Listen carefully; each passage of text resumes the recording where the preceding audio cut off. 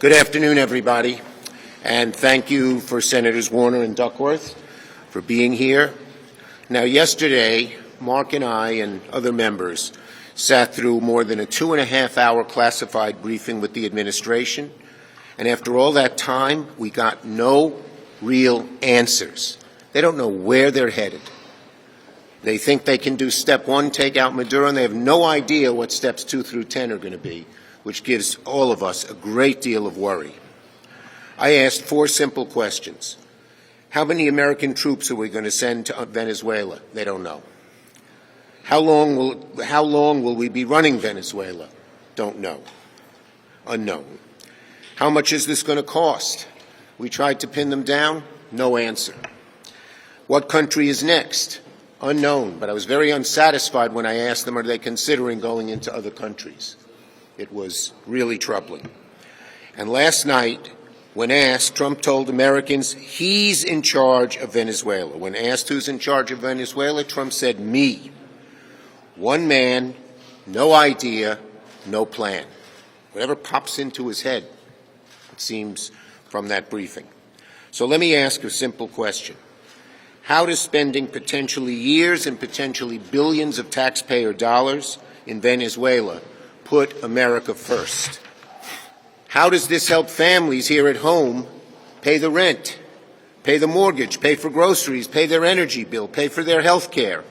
Because right now, millions of Americans are losing coverage, millions more are paying thousands, even tens of thousands more for health insurance.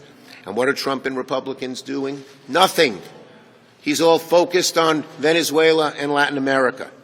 America first means lowering health care costs here at home instead of using taxpayer dollars to build up the oil fields in Venezuela. It means helping American farmers, not bailing out Argentinian farmers.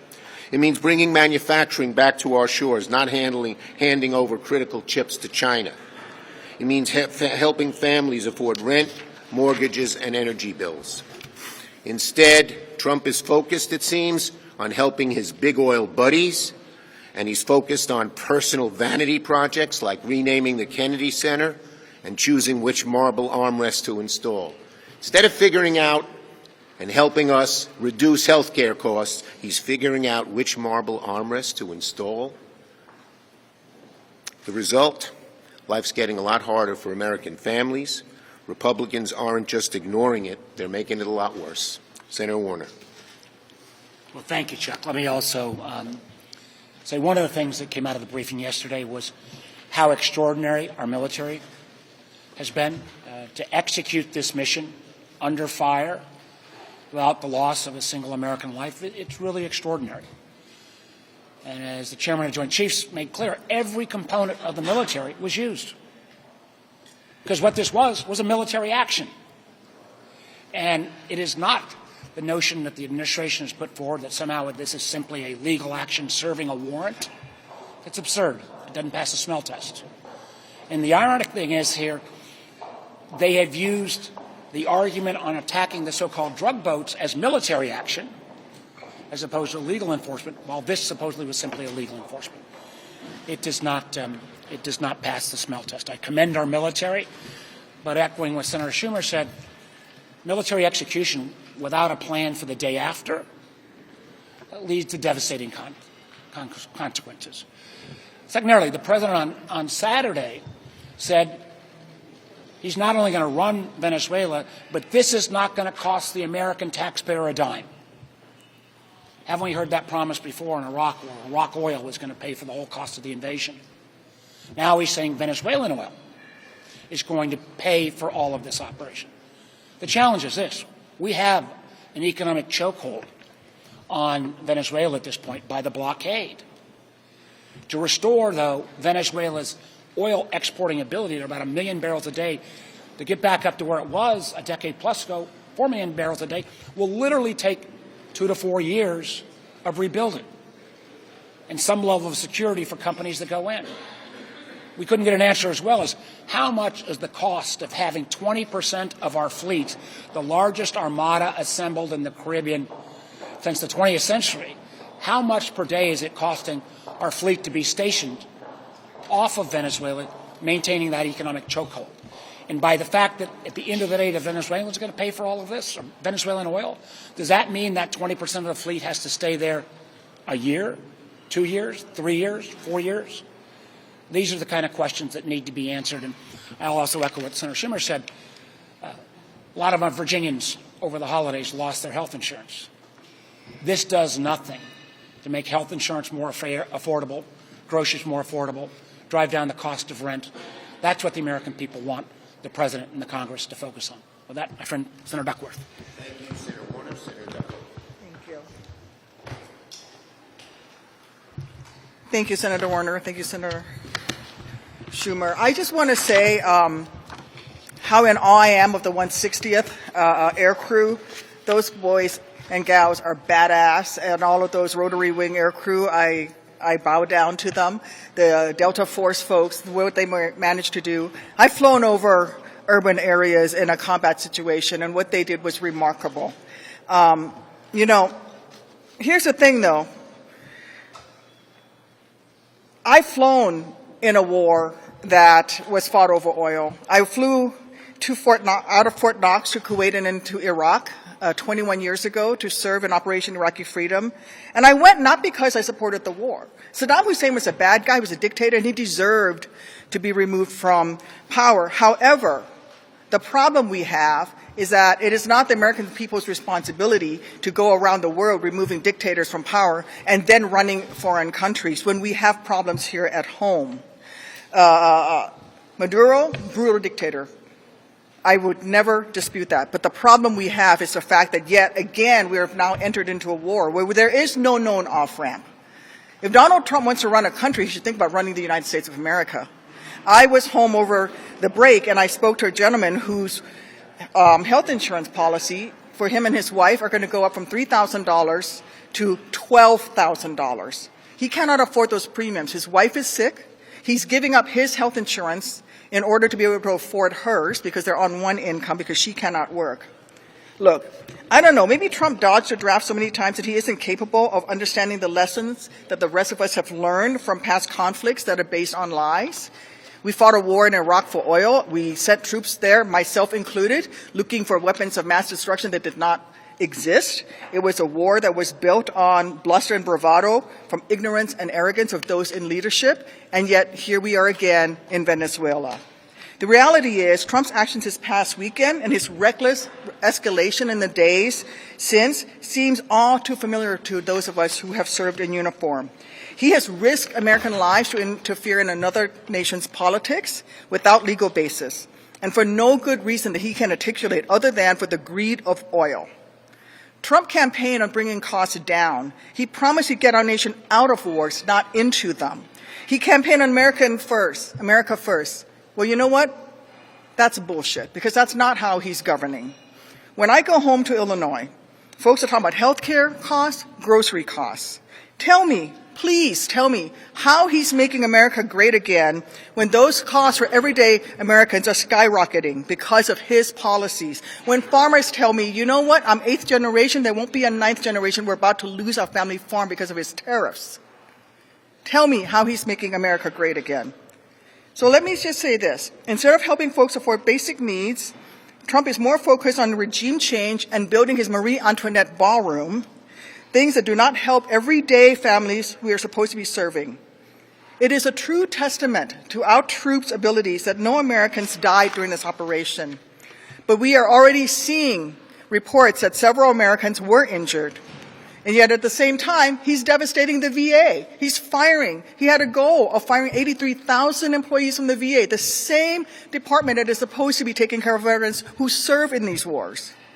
Trump has never understood that the real cost of war isn't measured in dollars and cents, but in the blood and sacrifices of our service members and their families.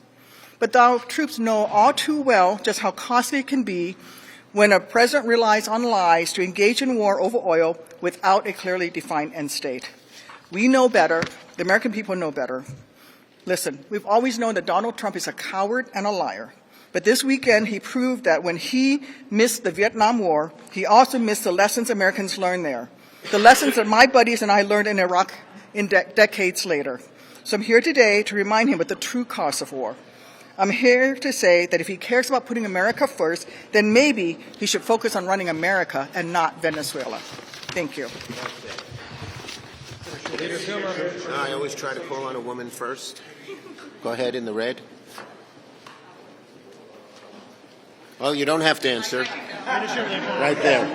It's the men are always woo-woo-woo, so I like to. On healthcare, President Trump in his speech to House Republicans today that said they should take healthcare as an issue from Democrats and own it, but he also did say they should show some flexibility on kind. Do you think President Trump is open to a bipartisan deal, or do you think he's urging them to go down a partisan route?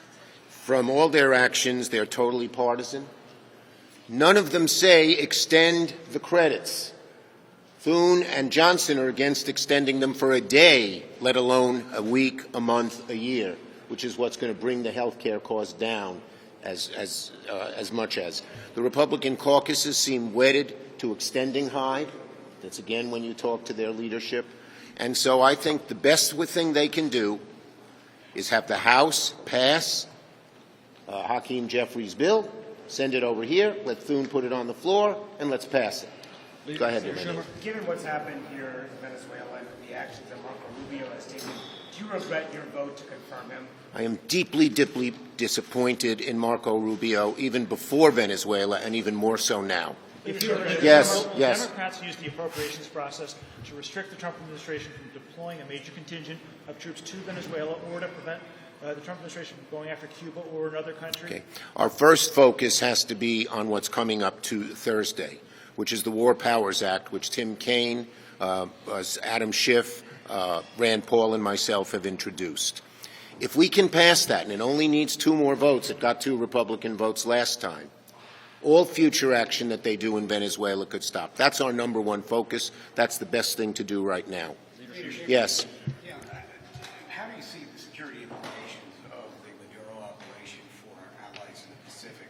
There's especially increasing concern in Taiwan that China will become Well, more belligerent. Mark Warner has said this well. I'll paraphrase it and let him elaborate. What now prevents? There's always been norms in foreign policy that have served the United States well for hundreds of years, and certainly in the post-World War II era. What now prevents Xi from a Chinese court indicting a Taiwan leader and then scooping them up and arresting them? What prevents Putin from doing that to Ukrainians? This is very dangerous. Mark? Let me just add, international order isn't perfect, but it puts some boundaries. If any large country can say to a smaller country next door, we don't like your leader, and he or she broke our law, and then go in and extract him, where does that lead? It leads to chaos, which has been the main drive of this Trump administration. The other thing that we heard on Saturday was we heard kind of a Trumpian approach about spheres of influence, or the Don Roe doctrine. For 75 years, under Democrats and Republican administrations alike, we thought, well, you know what? It's in our interest, best interest, to treat with respect the countries in Central America and South America, not as kind of us being the imperial leader of the whole hemisphere. This kind of 21st century imperialism means that, does China get all of East Asia now? Does Russia get all of the former Soviet Union? Does it get Germany or Czechoslovakia as well, or the Czech Republic as well, within their so-called sphere of influence? This is why this kind of chaotic, by the seat of the pants foreign policy, not only does it turn potentially partners in Central and South America against us, but it scares the hell out of all of our allies in terms of our commitment. Leader Schumer. Thank you. On government funding here, when we talk about appropriations, though, why not then go to that? I understand what you're saying about the Kaine resolution. I understand. Is there concern that you might have a government shutdown if you guys try to cut off funding from Venezuela? We're focused on the Kaine resolution. That's the best way to go, and that's what we're focused on. Why not use the power of the purse? Can we please get your response to the President's recent rhetoric and threats toward Colombia, Iraq, Yeah. and Cuba? And how Congress made a mistake by giving them too much war power to the executive branch of the Union? Well, look, ask our Republican colleagues that. We've tried several war power resolutions. We've gotten a few people to join them, but not enough. And it's needed now more than ever with a reckless president, a president who is just reckless when it comes to foreign policy. It's sort of fly by the seat of your pants. In that briefing, I said, It's hope for the best, but they don't have any plans. You can't do things that way. And so War Powers Act is extremely, extremely important. Can I add one thing? Yeah, go ahead, go ahead. On the issue of these other nation states, Maduro lost in 24. I wish the previous administration had done more to push him out at that point. But when you start talking about Colombia and Mexico, they're nations that had democratic elections. And we're going to somehow say we're going to superimpose our position on democratically elected states. What message does that send to the world? And the whole notion, I think the first few months, people kind of joked about Greenland. But the idea that he's potentially posing a serious military threat, nothing would lead to the absolute destruction of NATO more than American aggressive action against a long-term ally like Denmark. I asked for some assurances that they were not planning operations in our countries, and I named a few of the ones you mentioned, including Colombia and Cuba, and I was very, very disappointed in their answer. Thank you, everybody.